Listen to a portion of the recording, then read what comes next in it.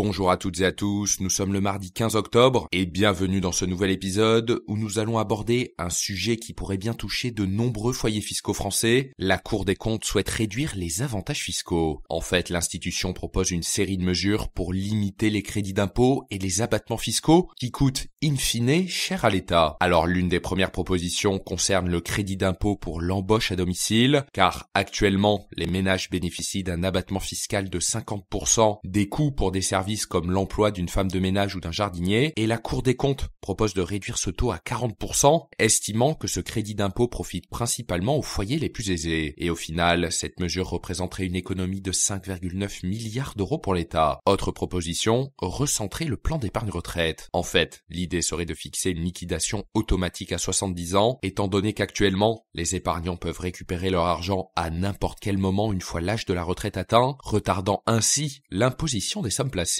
La Cour des comptes souhaite donc éviter que les épargnants conservent leurs fonds indéfiniment, retardant de facto leur imposition. Dans les chiffres, fin 2022, les plans d'épargne retraite représentaient un encours de 102,8 milliards d'euros. Toujours sur le volet des retraites, la Cour préconise de mettre fin à l'abattement fiscal de 10% sur les pensions de retraite, étant donné que cet abattement, qui profite en grande partie aux plus fortunés selon la Cour, représente 8,4 milliards d'euros de manque à gagner pour les finances publiques. Parmi les autres mesures, on retrouve la déduction fiscale pour les dons, actuellement de 66% et pourrait être également réduit à 50%. Enfin, la Cour des comptes propose de supprimer l'abattement réservé aux revenus provenant des loyers des locations meublées, ce qui permettrait de récupérer 200 millions d'euros pour les finances publiques. Et notez que ce podcast est soutenu par Quorum l'Épargne.